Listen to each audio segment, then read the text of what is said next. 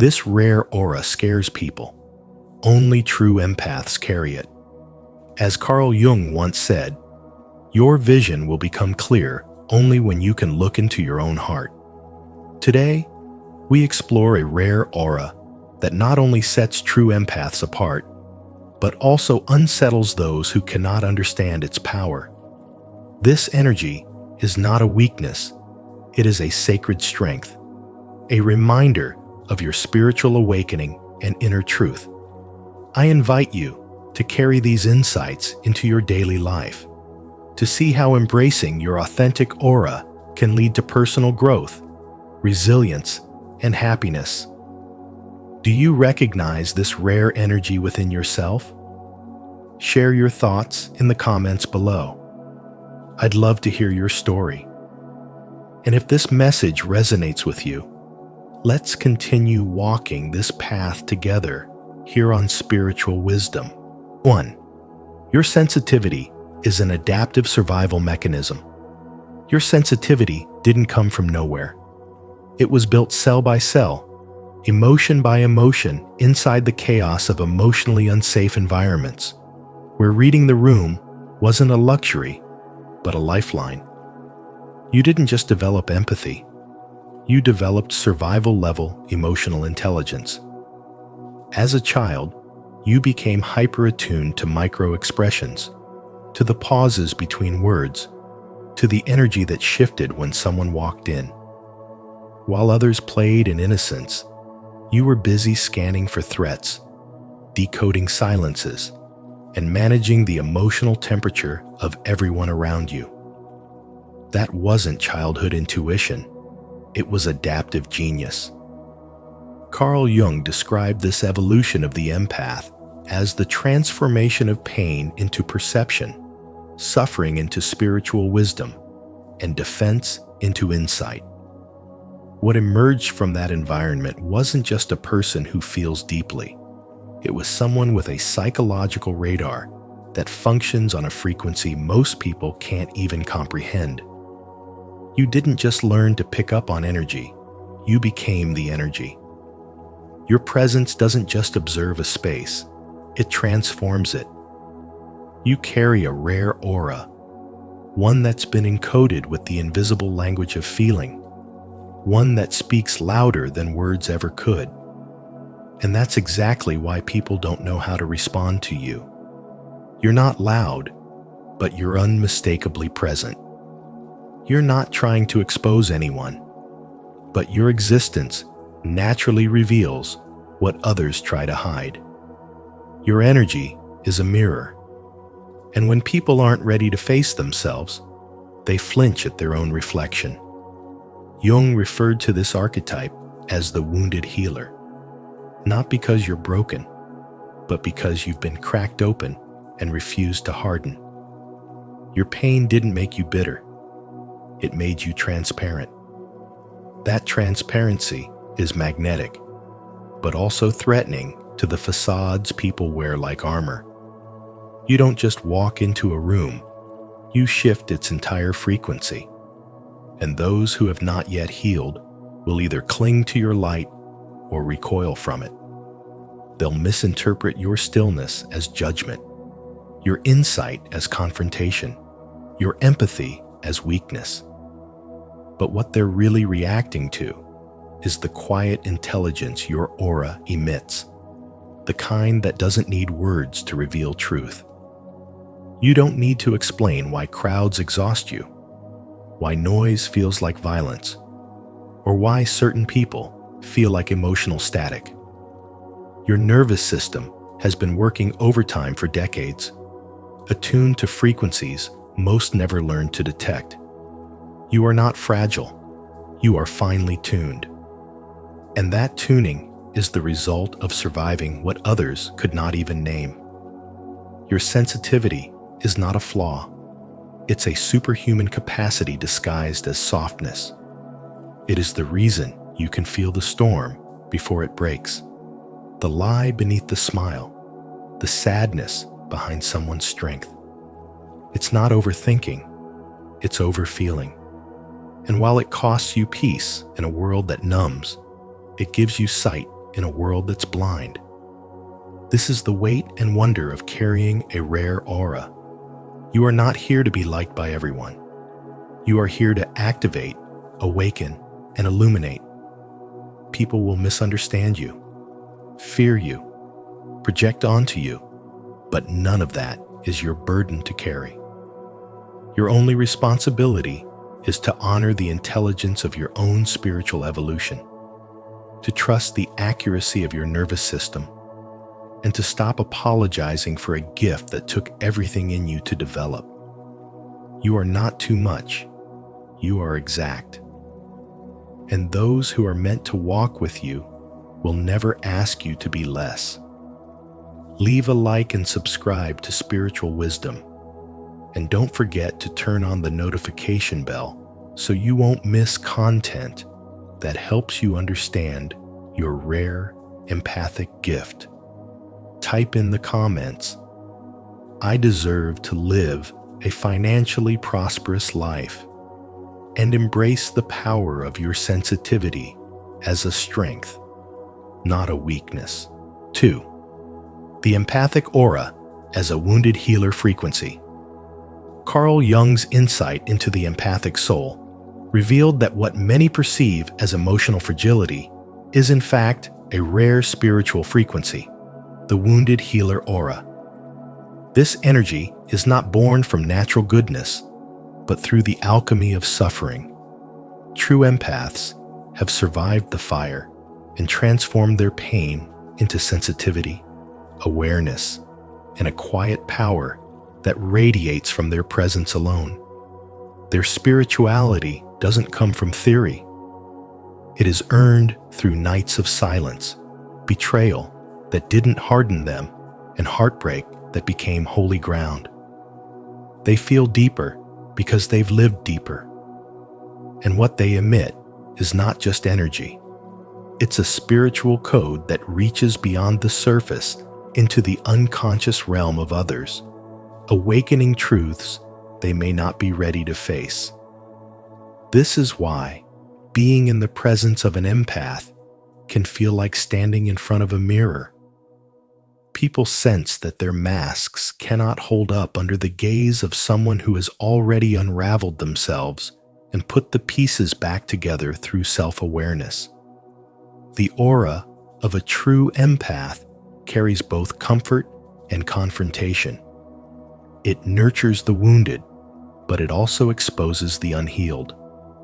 And while this ability to heal others can seem miraculous, it comes with a price. The empath becomes a magnet for projection, manipulation, and shadow energy from those who subconsciously seek healing without responsibility. Jung warned that those who carry this wounded healer frequency often find themselves misunderstood, isolated, or even scapegoated, not because they are wrong, but because their energy makes others confront what they've buried. In a modern world obsessed with image, performance, and emotional avoidance, the presence of an awakened empath disrupts the illusion. Their energy vibrates on a different plane, one that can't be faked or replicated. This vibration is felt in silence, in stillness, in authenticity. It doesn't beg for validation because it already knows its worth. But because so few operate on this level, the empath can feel out of place, sensing everything while others numb themselves. They may be told they're too much, when in fact, they're simply too real. And in a culture that fears depth, realness is intimidating. This is the double edge of their gift. They carry a spiritual awakening within them that can change lives. But they must also guard themselves from those who want the light without doing the work. True empaths are spiritual warriors disguised as healers. They walk through the world absorbing energies, not because they want to, but because their soul is wired to transmute darkness into clarity. And yet, they must learn to set sacred boundaries, not to block love, but to filter out distortion. The wounded healer must protect their frequency like gold, because it is gold. The more they value their own light, the less they will tolerate those who dim it. They must remember that their aura is not a burden. It is a revelation. It doesn't need to be hidden, explained, or softened. It only needs to be honored, because it is proof of everything they've survived, everything they've learned, and everything they now embody. This isn't just a gift. It's a calling written in the language of energy, one that speaks without words and heals without touch. This is the essence of spiritual wisdom. Have you ever felt like your presence alone brings comfort or tension to a room? If so, share your story in the comments so others can feel seen. If not, simply comment, "I carry the wounded healer's light," to begin owning your empathic aura with awareness and spiritual wisdom. 3. Attraction of archetypes, healers, and vampires. Empaths move through the world as magnets for energy, pulling in not just people, but archetypes, those deep psychological patterns Carl Jung spoke of. Their aura, subtle yet powerful, becomes a mirror that reflects and amplifies both light and shadow in others. On the surface, this might seem like a gift, but without discernment, it becomes a dangerous loop. True empaths don't just feel, they absorb, they transmute, they embody. And because of that, they naturally attract two types of people: the seekers and the siphoners. The seekers are the ones who have begun their own spiritual awakening, those who crave depth, truth, and energetic clarity. They recognize the empath's light because they've worked through enough of their own darkness to meet it with reverence. But the siphoners, the energy vampires, the wounded inner children in adult bodies, the unconscious shadow projectors, are a different story. They come not to heal, but to survive.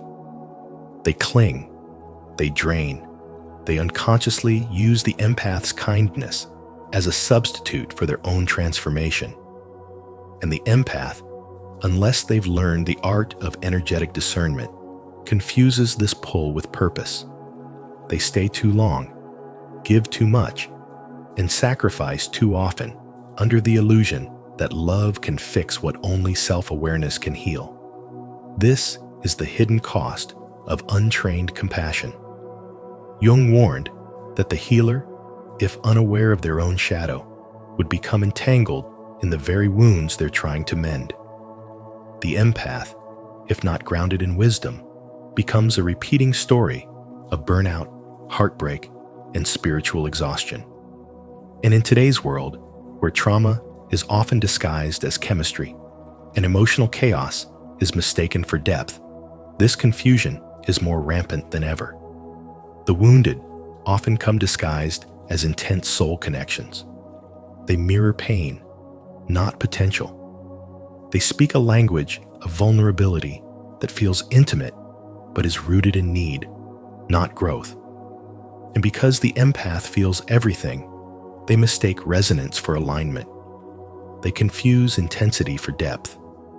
But spirituality, true spirituality, is not about rescuing, it's about recognizing. It's about seeing clearly who is here to evolve with you and who is here to consume what you've cultivated through your own suffering. Empaths must learn that discernment is not judgment, it's energetic intelligence. It is the ability to feel everything but choose wisely. Your energy is sacred. It is not meant to be diluted in every story of brokenness that comes your way. Just because you can hold someone's pain doesn't mean you're meant to. The real test of your awakening is not how much you can endure, but how quickly you can identify what is yours to carry and what is not. Boundaries are not walls. They are invitations to conscious connection. When you say no to manipulation, you say yes to truth. When you walk away from those who only want your light but refuse to face their own shadow, you reclaim your power. You teach others by example that healing is a personal responsibility, that your empathy is not a loophole for their avoidance. And so, the deeper you go in your own spiritual awakening, the clearer it becomes. You are not here to save anyone. You are here to embody the frequency of someone who has saved themselves. That is the rare aura people feel. And yes, it may scare them. But it will also inspire those who are finally ready to rise. Do you feel this truth in your soul? Then type it below and claim it. I attract healers and expose vampires with my rare aura. 4. Energetic absorption and transmutation. You don't just feel energy, you become it, transmute it, and elevate it. That's what Carl Jung meant when he spoke of the transcendent function. As a true empath, you don't merely walk into a room, you shift the frequency of it. Your aura scans emotional patterns without your permission. You feel what others are afraid to feel. Their sadness, anger, confusion, or silent suffering enters your field, not because you're weak, but because you're spiritually wired to receive. And yet, it doesn't stop there. The energy doesn't stay as it is. Through an invisible, often painful process, you absorb it unconsciously, allow it to pass through your own nervous system, and somehow through the alchemy of your soul, you transform it. You become the filter, the fire, the healer. While others hide from shadow, you stand in it and turn it to light. It is not a skill you learned. It is a spiritual instinct developed through lifetimes of emotional attunement. You are the emotional translator for the collective, turning chaos into clarity and heaviness into harmony, often without even being thanked for it. But here's what most people don't see. This sacred ability, this psychic filtration system, comes with a high cost. It's why you're often exhausted in crowded places. It's why you wake up drained after emotional conversations, or why your mood shifts suddenly for no visible reason. You're not moody. You're processing. You're not unstable. You're tuning in. And yet, because this process is invisible to others, they may label you as sensitive, dramatic, or even intimidating. That's because your energy doesn't lie. It reveals. Your presence pulls up the emotional debris that others have buried. Some feel relieved around you. Others feel exposed. That's the duality of your spiritual development. Your light illuminates, but it also confronts. You are a walking mirror, and not everyone is ready to see what reflects back. Carl Jung understood that this kind of soul, what he called the wounded healer, is someone who has been through enough personal darkness to become a light for others. And you, without always knowing it, have carried pain that wasn't even yours, just to cleanse it for the collective.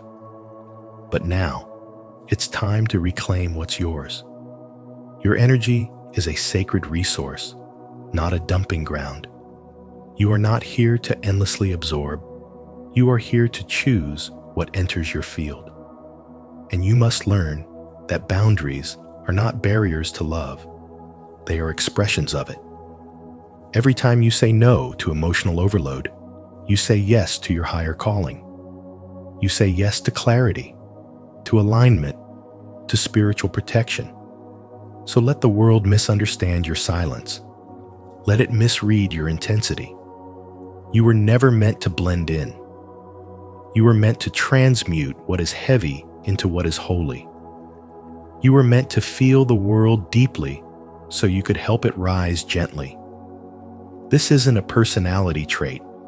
This is a soul assignment. This is not about being too sensitive. This is about carrying the architecture of healing in your very being. And while it may have felt lonely at times, know this: the universe designed you for this. Your spirituality isn't decoration, it's a force. Your spiritual development isn't soft, it's sacred fire. And the rare aura you carry is not a burden, it's a responsibility, a blessing, and a sign that you were never here to just survive emotions. You were here to transform them. 5. The mirror effect. Your aura triggers others.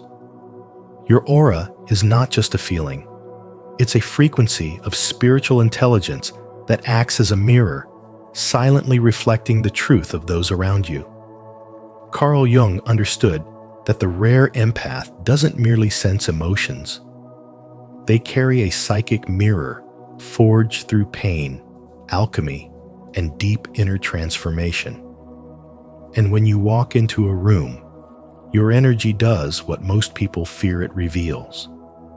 Those who have embraced their own shadows and begun the journey of awakening feel at peace in your presence. Your silence calms them. Your stillness inspires them. This is the conscious reaction, where your frequency aligns with those who have the capacity to see clearly. They're not intimidated by your presence because they are not running from themselves. They see you and feel seen. They don't need you to dim your light. Instead, they feel invited to rise into theirs. But not everyone meets you at that frequency. For many, your aura acts like a spotlight that exposes the unresolved, the denied, and the repressed. These are the unconscious ones. Without realizing it, they begin to project onto you what they have refused to acknowledge within themselves. Suddenly, you're too much, too intense, too quiet, too sensitive, or simply not enough. But none of it is about you. You are simply the mirror. Jung called this the phenomenon of projection, and it happens when the ego defends itself from the discomfort of its own unhealed pain. You trigger them, not by doing anything wrong, but by being something they haven't yet dared to become: self-aware. And then there are those who do more than react. They seek to feed. These are the predatory ones, the spiritual parasites who sense the softness in your soul and attempt to consume it. They dump their emotional chaos on you, extract your energy without consent, and twist your empathy into obligation. To them, your aura isn't a mirror, it's a battery. Jung's archetype of the wounded healer warns us here. Without boundaries, your greatest gift becomes your greatest weakness. If you are not vigilant, you begin to absorb what was never yours, heal what was never asked to be healed, and carry weight that was never meant for your shoulders. True spiritual wisdom requires you to wield your aura not just as a light, but as a sword, one that cuts through manipulation with discernment and clarity. You were not meant to be drained. You were meant to be sacred. So you must observe how people respond to you. Who softens in your presence? Who resists your truth? Who only comes around when they're hungry for your light? These responses are not random. They are revelations. They show you the level of consciousness someone carries. They show you what your presence activates in their soul. Your aura is a living intelligence. It doesn't ask for attention, it commands truth. And in a world that hides behind masks, that is terrifying to those not ready to see. But that's not your burden. That's their mirror. If your energy has ever made someone uncomfortable without you saying a word, this message is for you. Like the video, subscribe to Spiritual Wisdom, and comment below. My aura reflects truth. Let's affirm this powerful presence together. 6. Tapping into the collective unconscious. You carry something rare, an energetic sensitivity so deep it allows you to feel the pulse of humanity itself. This isn't just intuition. It's a direct link to what Carl Jung called the collective unconscious, a reservoir of ancestral memory, global pain, and shared spiritual archetypes. You don't simply walk through life observing the world. You absorb it. The wars you've never seen, the heartbreaks you've never lived, the disasters you only hear about on the news, all of it vibrates through your nervous system like a silent alarm. That's why some days you feel a heaviness that doesn't belong to your story. You are an emotional antenna, tuned into the frequencies most people spend their whole lives avoiding. You are the world's early warning system, sensing shifts in energy before they erupt on the surface. And while this makes you uniquely gifted, it also leaves you vulnerable to energetic overload if you haven't yet learned to separate your own essence from the emotional static of others.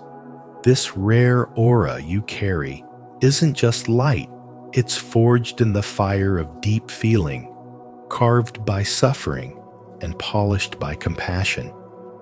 That's why Jung called it the wounded healer.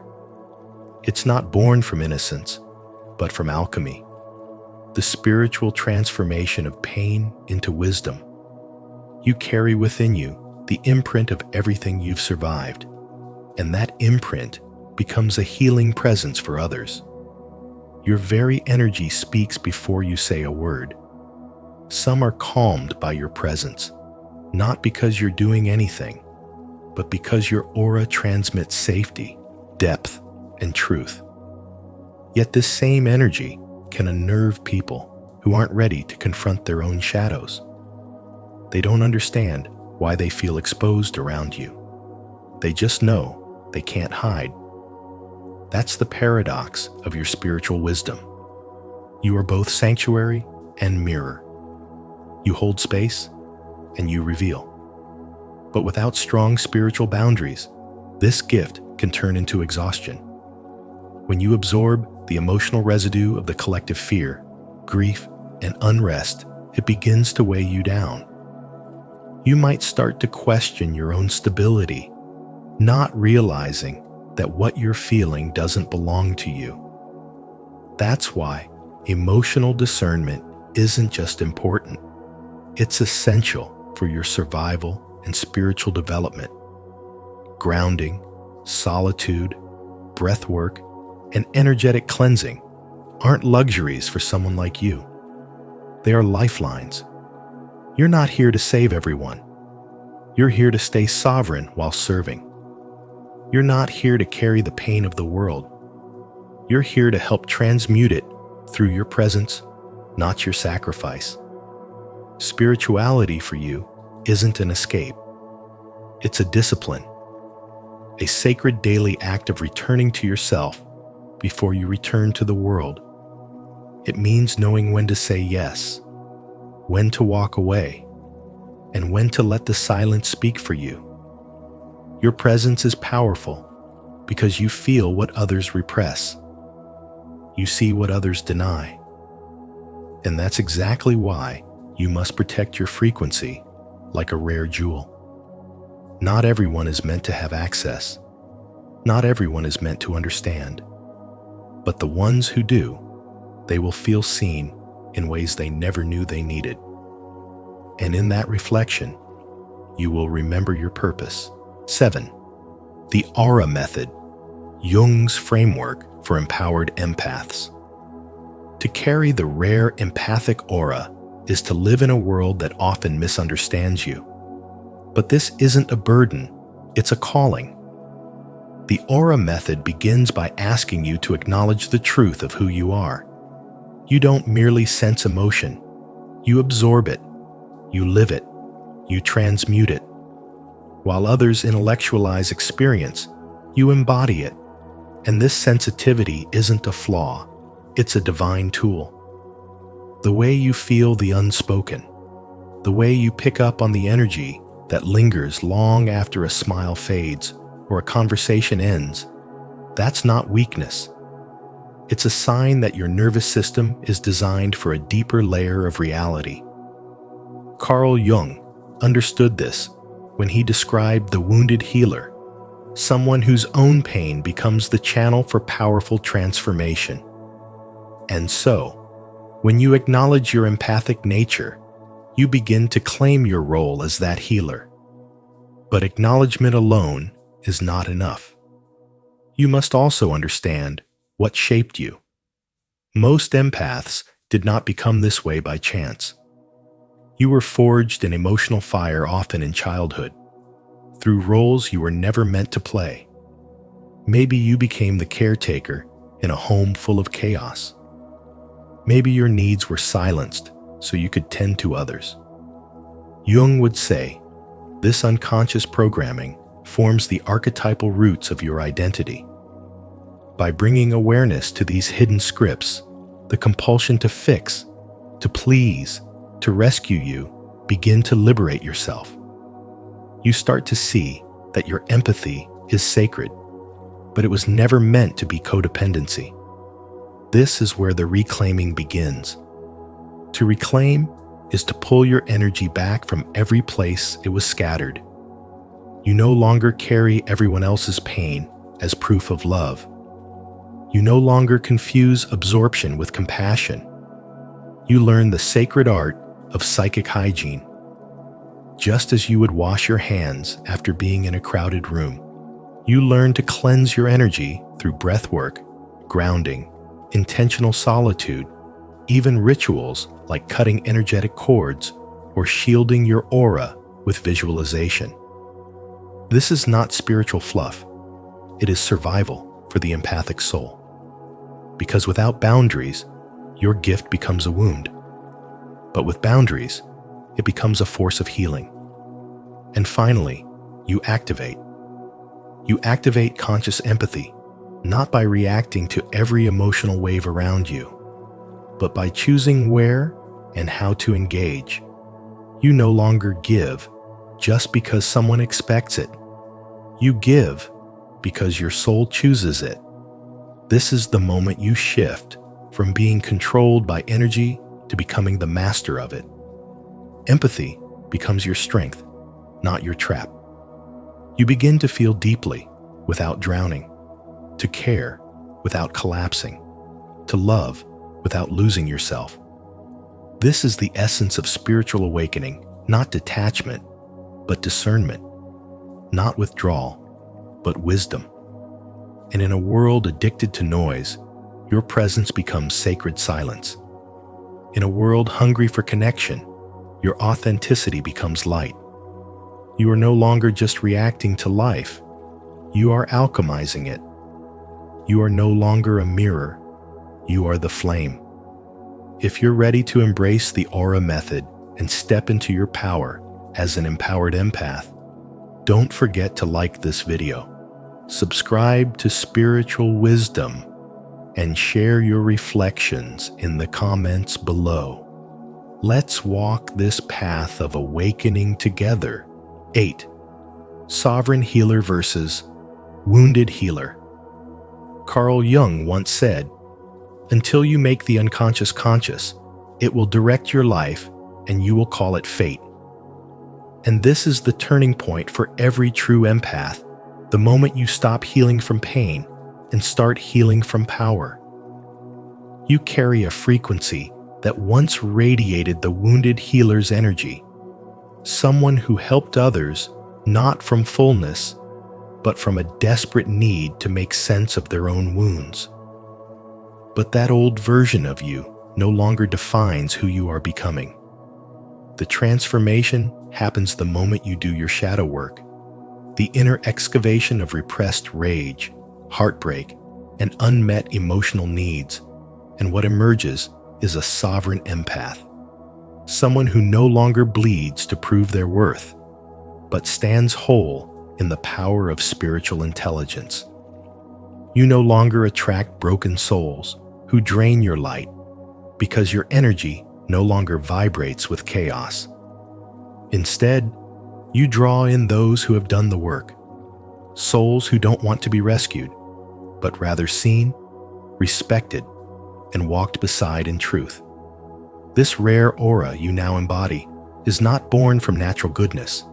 It is forged through alchemy, through a brutal refinement of self where you integrated what others ran from.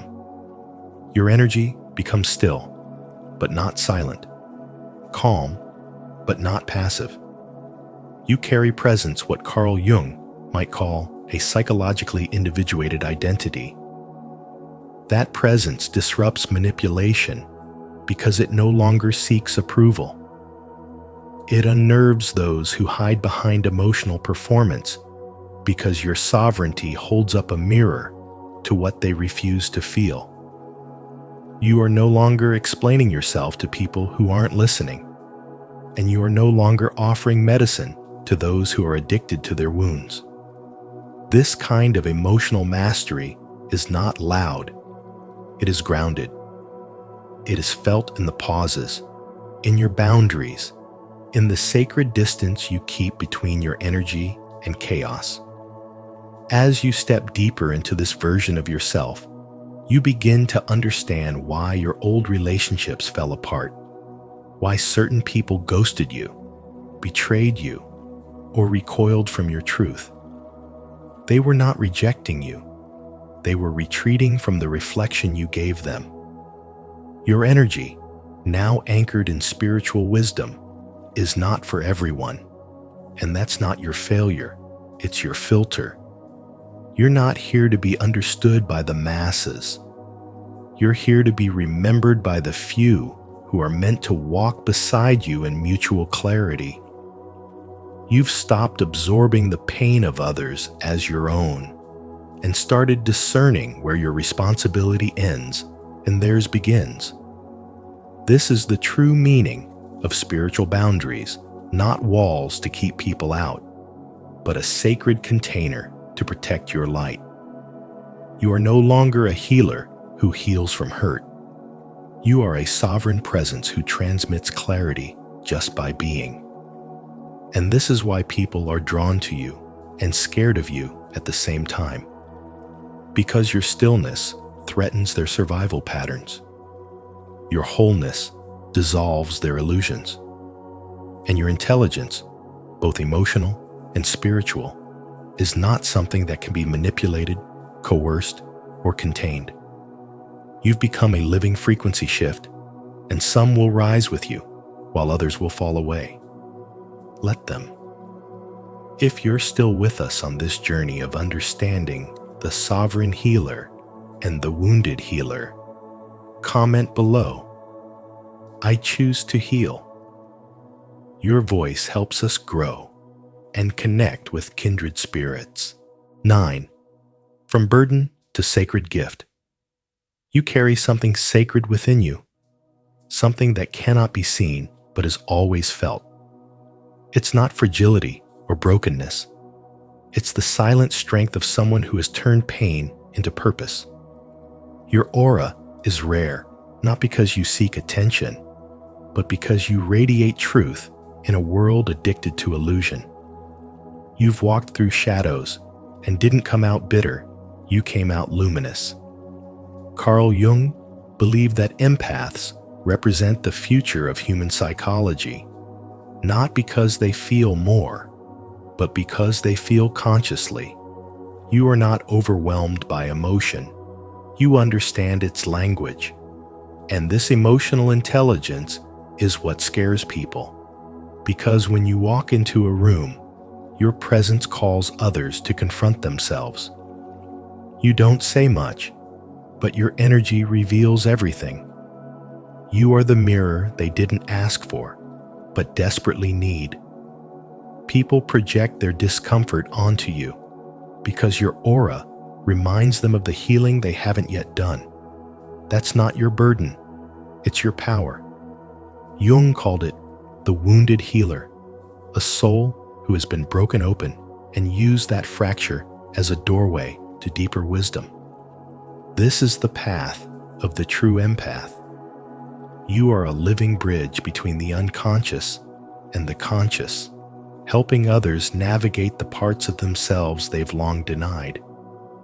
Your spirituality doesn't come from books. It comes from lived experience. And through that journey, you've gained a presence that cannot be faked. Your aura doesn't just glow. It pierces. It cuts through masks and pretenses. And that's why it feels so intense to others. Because most people are not used to being seen. And you, dear empath, see with the eyes of the soul.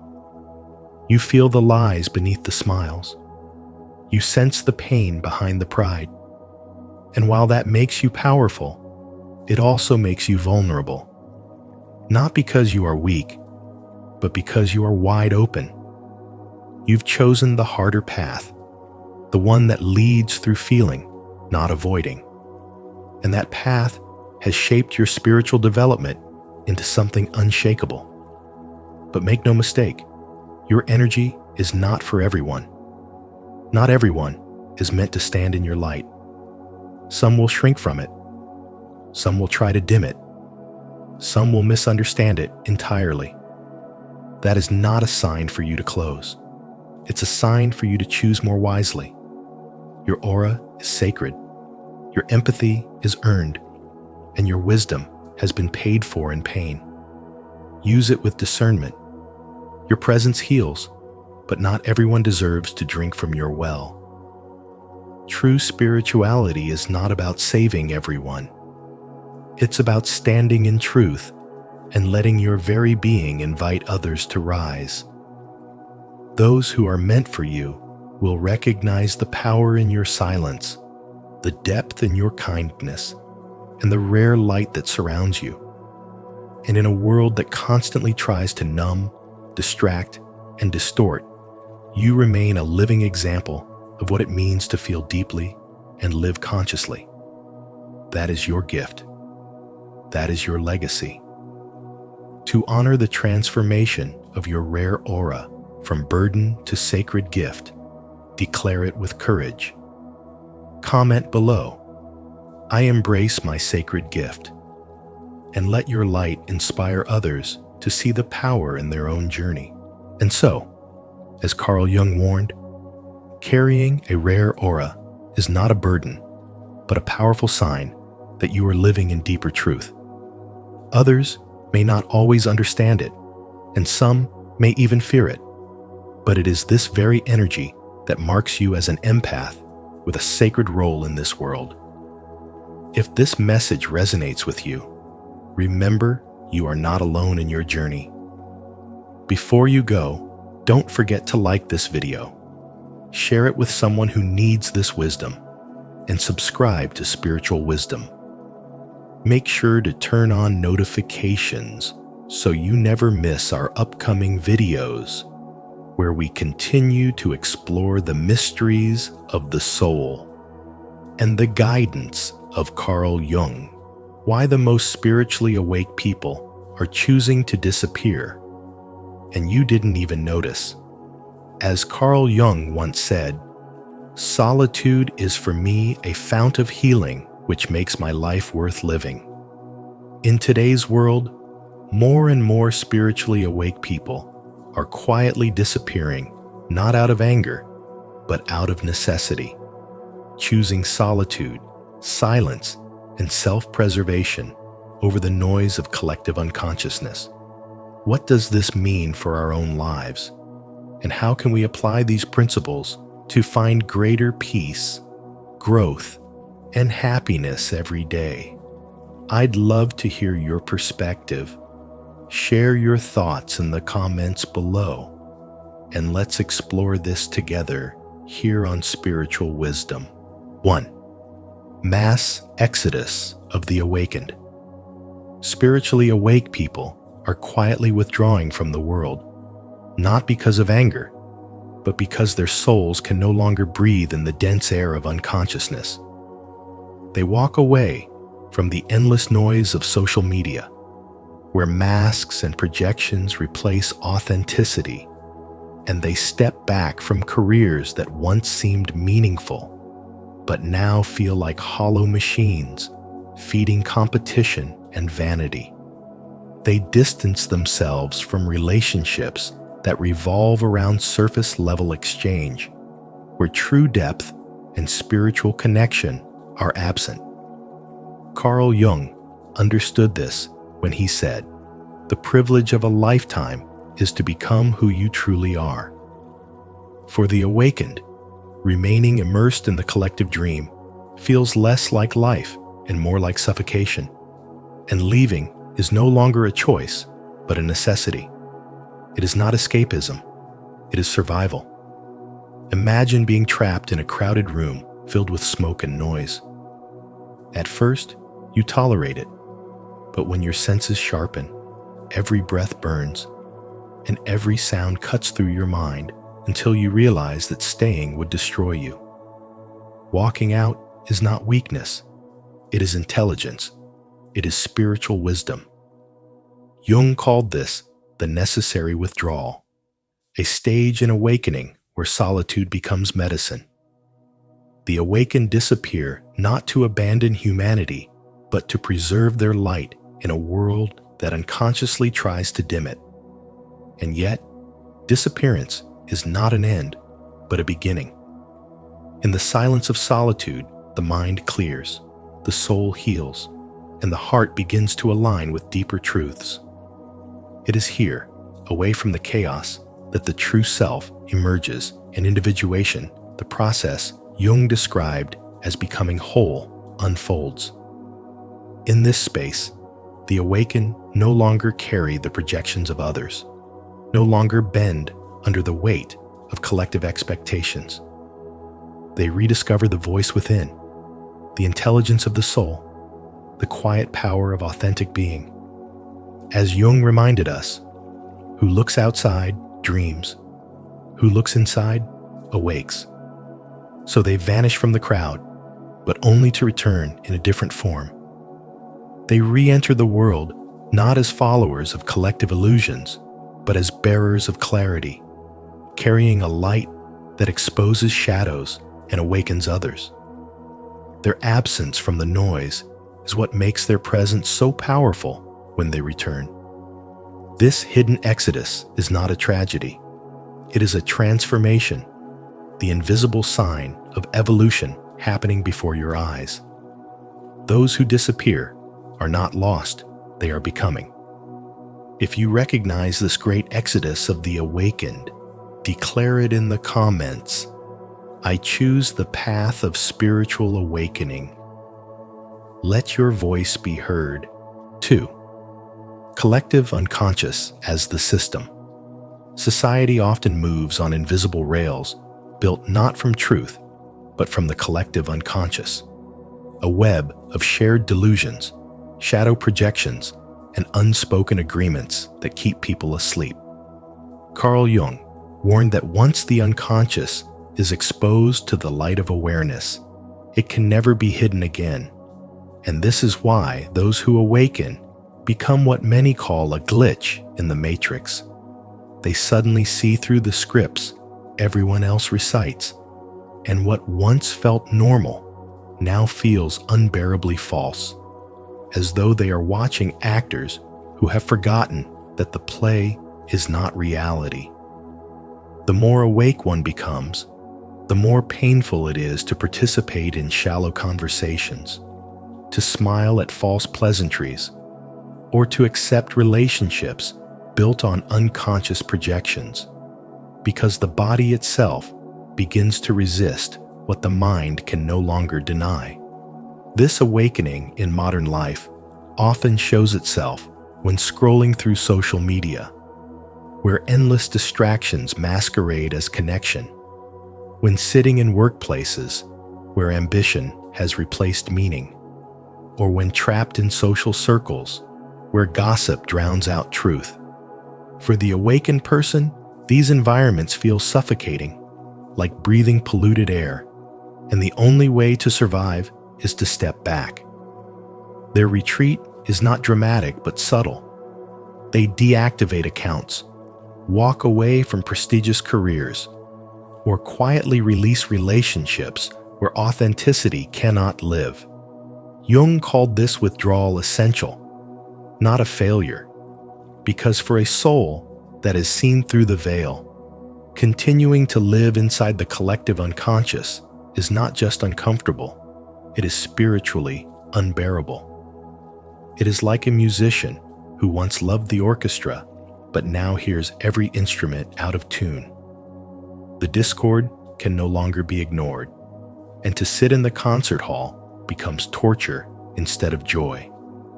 In the same way, the spiritually awake feel every false note in conversations, every projection in relationships, every illusion society clings to, and they cannot unhear that dissonance.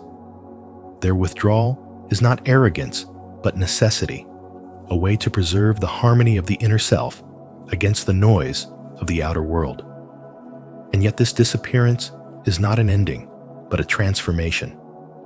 By choosing solitude, the awakened soul discovers silence, clarity, and the deeper rhythms of life that the unconscious world cannot perceive. They no longer explain themselves to people who never listened, nor do they justify their truth to those who cannot see. Instead, they honor the privilege, as Jung said, of becoming who they truly are. In this, their absence from the crowd is not a loss, but a gift, because stepping away allows them to carry wisdom that eventually illuminates the path for others. Withdrawal is not a retreat into emptiness. It is a conscious return to wholeness, where spirituality and spiritual awakening guide them to live not as shadows in society's play, but as sovereign beings who embody truth, even if the world does not yet notice their quiet departure. Stay connected with our spiritual wisdom community by subscribing to the channel, where we uncover deep insights into Carl Jung's teachings and the hidden patterns of the collective unconscious.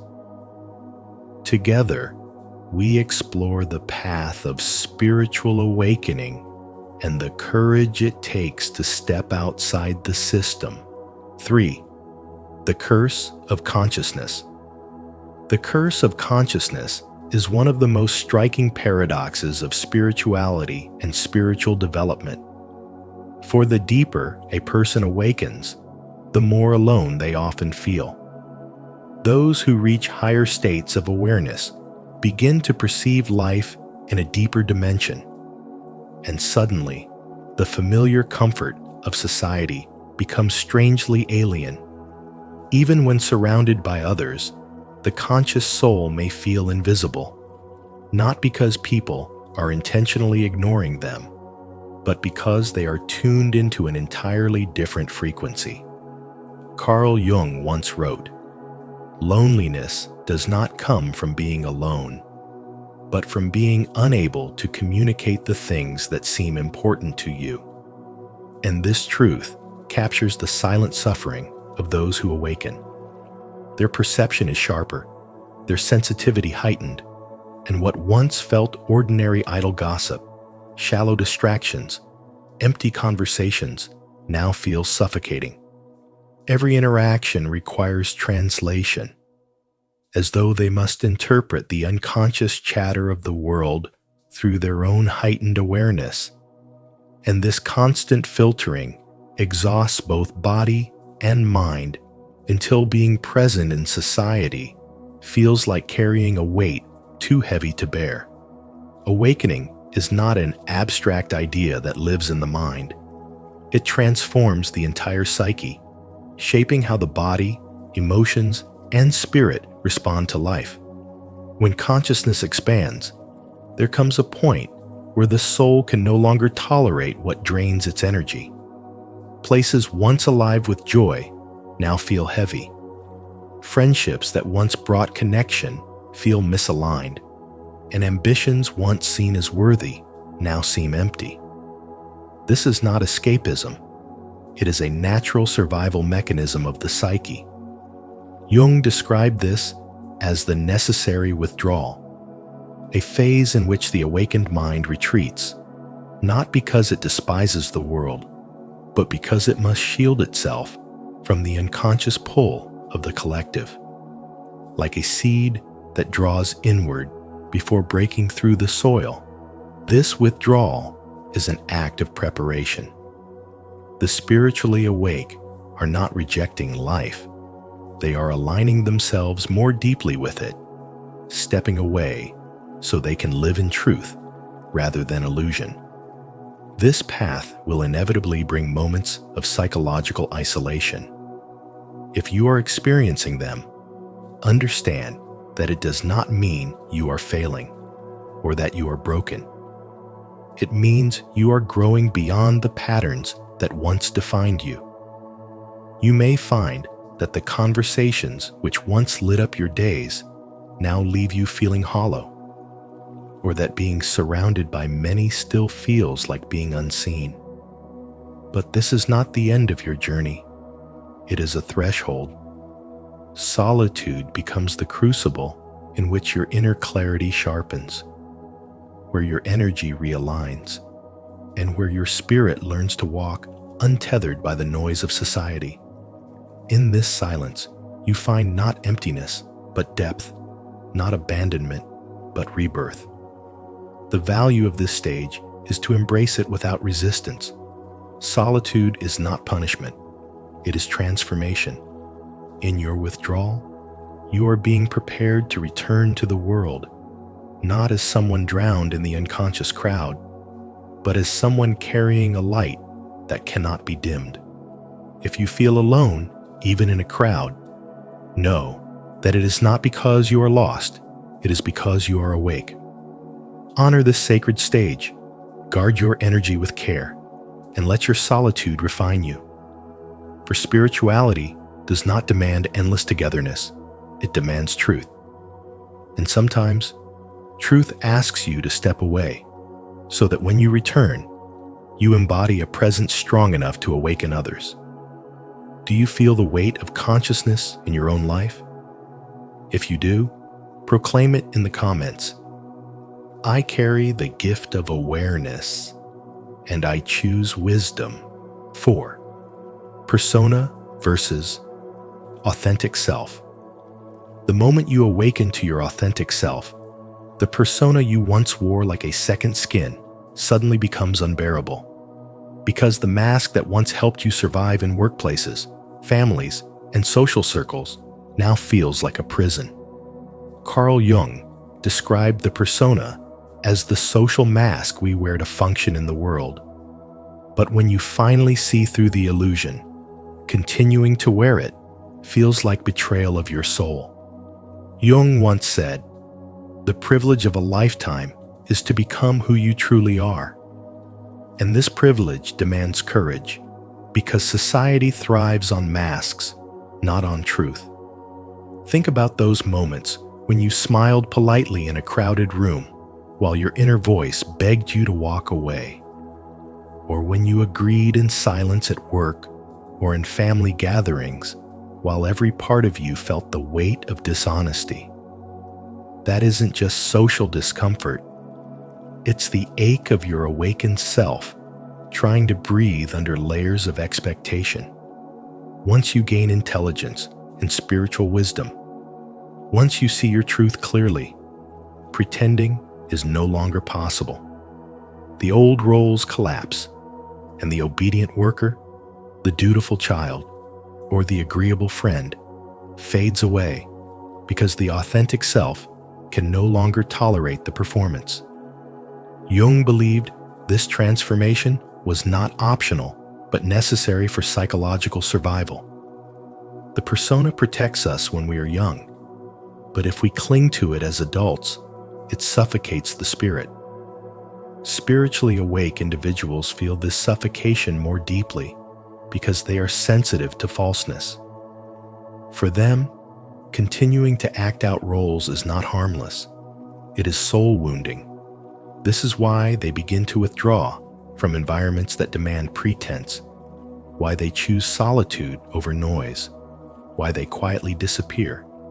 It is not arrogance, but survival of the true self, a refusal to betray authenticity for the comfort of others. You may have felt this same tension between who you are and who you are expected to be. To maintain the persona means betraying yourself, but to drop it means disappointing others. This razor's edge is the test of awakening, and it explains why many souls who reach higher consciousness retreat from the stage of society. They are no longer willing to act. Kierkegaard warned, "The greatest hazard of all, losing oneself, can occur so quietly that it is as if it were nothing at all." And the spiritually awakened refuse to risk such a loss. When you shed the mask, life can feel lonely, but that loneliness is filled with a deeper strength than any applause or approval could ever give you. The truth becomes non-negotiable. Intelligence without authenticity is empty, and spirituality without truth is hypocrisy. Individuation, the process of becoming your true self, is, as Jung taught, the very purpose of life. By honoring your authentic self, you are not disappearing from the world. You are finally returning to it in your purest form. And your courage gives others permission to do the same. If this truth has touched your soul today, write it boldly in the comments. I choose my authentic self over the mask of persona. I walk in truth. 5. Energetic and psychological burnout. Maintaining consciousness in unconscious environments is not simply tiring. It is a form of invisible labor that slowly consumes the mind and body. Carl Jung called it psychological labor, and it describes the hidden cost of carrying awareness in places where awareness is absent. For those on the path of spirituality and spiritual awakening, every careless projection, every unprocessed emotion from others, every demand of a society driven by speed and noise becomes a weight pressing against their spirit. The result is often fatigue, illness, or depression that cannot be explained by medical charts, because the source is not pathology, but energetic depletion. What looks like weakness from the outside is often the soul's defense against drowning in a sea of unconsciousness. To live with a heightened sense of awareness is to feel the friction of every lie, every manipulation, every subtle cruelty that passes unnoticed by the majority. Social media amplifies this unrest with endless conflict and comparison. Workplaces drain vitality with demands disconnected from meaning, and even personal relationships often echo with the unresolved traumas of others. For the spiritually awake, this is not a minor irritation, but a constant abrasion on the psyche, a slow erosion of inner light. That is why many awakened people feel compelled to withdraw. They step back not to escape life, but to preserve their life force. Solitude becomes medicine, silence becomes shield, and retreat becomes the only way to protect the sacred energy that allows consciousness to survive. Jung reminded us, one does not become enlightened by imagining figures of light, but by making the darkness conscious. This process of awakening is both a gift and a burden, because to see deeply is also to feel deeply. The projections of others, fear, anger, envy, denial, cling like invisible dust to an awakened spirit, and over time, that accumulation suffocates. Withdrawal, then, is not a failure, but a natural reaction. The psyche's intelligent strategy to survive in a world that is not yet caught up with its depth. In modern life, this reality is intensified. The endless flood of information creates a form of energetic pollution, a noise that unsettles even the strongest soul. If you often feel drained, not by your tasks, but by people. If your body reacts with exhaustion after conversations. If you notice carrying emotions that are not your own, it may be the clear sign that you are absorbing unconscious projections. Spiritual awakening sharpens this sensitivity, and with it comes the responsibility to listen. Burnout is not a collapse. It is a signal. It tells you to rest, to withdraw, to realign with the practices that restore your energy, prayer, meditation, time in nature, or simple stillness. The truth is that protecting your energy is protecting your soul, just as no one would force themselves to keep running on a broken leg. The awakened must not force themselves to remain in environments that corrode their spirit. Choosing solitude, choosing silence, choosing distance is not weakness, but wisdom. It is the courage to honor your inner life above the demands of an unconscious world. As Jung said, the privilege of a lifetime is to become who you truly are. To become who you are requires strength, and that strength is preserved when you refuse to let the world exhaust the very light you were born to shine. If you're still with us on this journey through energetic and psychological burnout, drop a comment below saying, "I'm staying present." Your words let us know you're walking this path with us, and it helps us connect more deeply with you. 6. The Hermit phase as archetypal necessity. The Hermit phase is not a retreat from life, but an archetypal necessity, a sacred stage in Carl Jung's vision of individuation where the soul demands silence, depth, and honesty. Withdrawal at this stage is not about abandoning the world, but about creating space to face the hidden parts of yourself, to allow the shadow to rise, and to protect the fragile emergence of authenticity. In a world that constantly pressures you to be visible, to perform, and to conform, solitude becomes an act of courage and a form of spiritual intelligence. It is the ground where you can strip away masks, stop negotiating your identity with society, and finally begin to listen to the whisper of your own soul. When Jung said, "Who looks outside, dreams. Who looks inside, awakes," he was pointing directly to this hermit archetype, the deep inner calling that makes spirituality real rather than theoretical. In solitude, the shadow surfaces, the wounds you have ignored, the fears you have buried, and the desires you have suppressed. This confrontation is not comfortable, yet it is essential for spiritual development, because only by integrating these neglected parts of yourself can you move forward with freedom and strength. Just as a seed must rest in darkness before it breaks into the light, your consciousness needs periods of withdrawal to transform into something stronger and more radiant.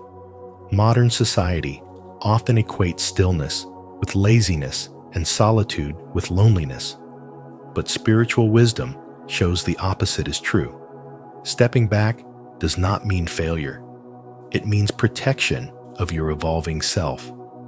The hermit archetype serves as a guardian of consciousness, reminding you that not all growth happens in the open. True transformation requires quiet seasons where you choose peace over noise, authenticity over performance, and self-reflection over distraction.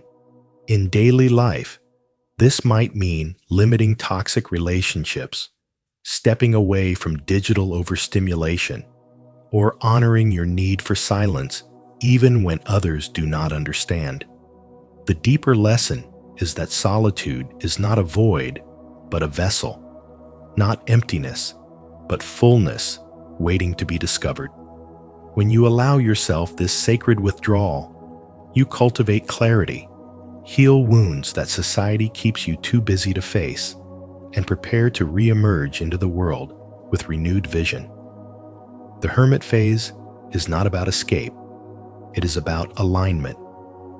It is the soul's way of protecting itself so that when you return whole, carrying wisdom, resilience, and authenticity that no external approval can give.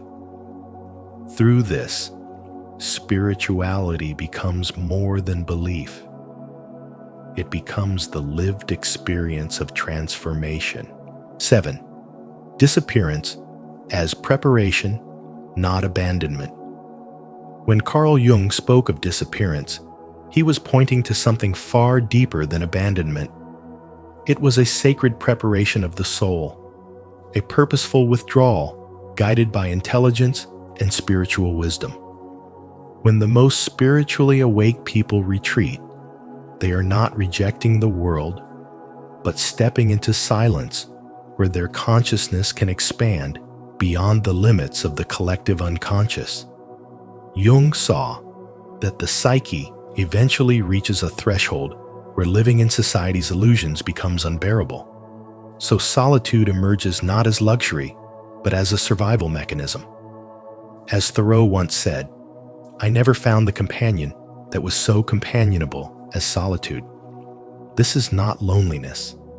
It is the crucible where awareness sharpens, where wisdom takes root, and where the awakened quietly transform in stillness. In this retreat, they begin to see life with a clarity that noise and distraction can never offer. Jung's reminder, who looks outside, dreams, who looks inside, awakes, captures the essence of this journey. Turning inward allows them to touch their authentic self, to cultivate strength and insight that can only grow in silence.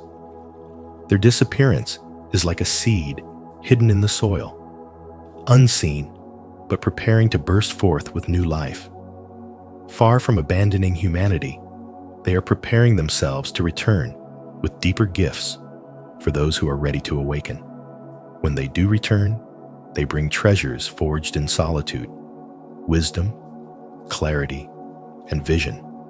History shows us that prophets, mystics, and thinkers, whether Moses, Buddha, or Jung himself, entered solitude to gather strength and understanding before stepping forward to guide others. In our world today, this disappearance may look like leaving social media, walking away from toxic circles, or turning down shallow measures of success. These choices are not rejections, but acts of alignment, ways of listening to the inner voice that demands truth. And for you, the lesson is clear.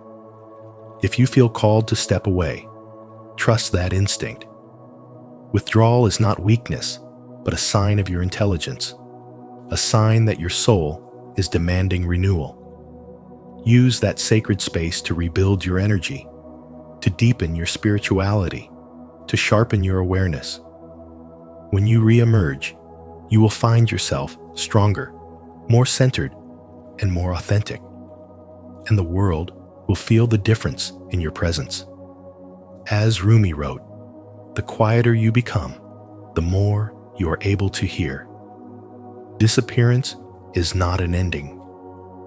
It is the pause that allows transformation to unfold, the preparation before you return, carrying light, wisdom, and the power to awaken others. 8. Evolutionary role of the disappeared. Carl Jung once said, "The privilege of a lifetime is to become who you truly are." And this captures why the most spiritually awake no longer fight to remain in the spotlight of ordinary life, but instead quietly disappear into new roles that carry deeper meaning. Their retreat is not weakness, but transformation, as they re-emerge as artists who give form to invisible truths, healers who restore balance to weary souls, writers who give language to the collective unconscious, and teachers who ignite inner awakenings. They refuse to return to the mainstream because the vibrations of unconscious patterns, endless distractions, and shallow illusions are too heavy to bear once true spiritual awakening has taken place. Instead, they choose the margins, where solitude nourishes creativity, where silence becomes fertile ground, and where they can cultivate spaces of higher consciousness that society does not yet recognize it needs. This disappearance is much like the forest after a fire. To the eye, it may look barren, but beneath the ashes, seeds are germinating, preparing to create a landscape more vibrant than ever before. Those who vanish into solitude are not abandoning the world. They are sowing the conditions for its renewal. In modern life, where social media demands constant attention, careers swallow identity, and relationships are often built on performance rather than truth. Choosing to step away is an act of courage. It is a refusal to lose oneself in chaos and a declaration that depth, clarity, and spiritual wisdom matter more than surface-level validation. Their role is evolutionary, for they are the pioneers of a path humanity will eventually need to walk. Just as explorers once left the village to chart unknown lands, the disappeared venture into the wilderness of the psyche to map out dimensions of intelligence that others have not yet touched. When they reappear, they do so changing eyes sharper, voices truer, presences so magnetic, they shift the energy of every room they enter. Their very existence becomes a mirror that awakens others, showing that the power of spirituality is not measured in how loudly one speaks, but in how deeply one embodies truth. To disappear, then, is not to escape, but to evolve. It is to accept the soul's demand for silence, to honor the psyche's call for survival, and to trust that what grows in solitude will one day serve the collective. In a world obsessed with noise and visibility, this quiet withdrawal is not the end of contribution, but the beginning of its most authentic form. The absence of the awakened is not emptiness. It is the planting of seeds that will blossom into the next stage of human consciousness. And so, while the disappearance of the spiritually awake may remain invisible to the crowd, its meaning is profound. Sometimes the greatest presence is found in absence, and silence itself becomes a message. If this insight has resonated with you, don't forget to like this video, share it with others who may need to hear it, and subscribe to Spiritual Wisdom. Be sure to turn on notifications so you never miss our upcoming videos, where we continue exploring the deep truths Carl Jung revealed about the soul and the path of awakening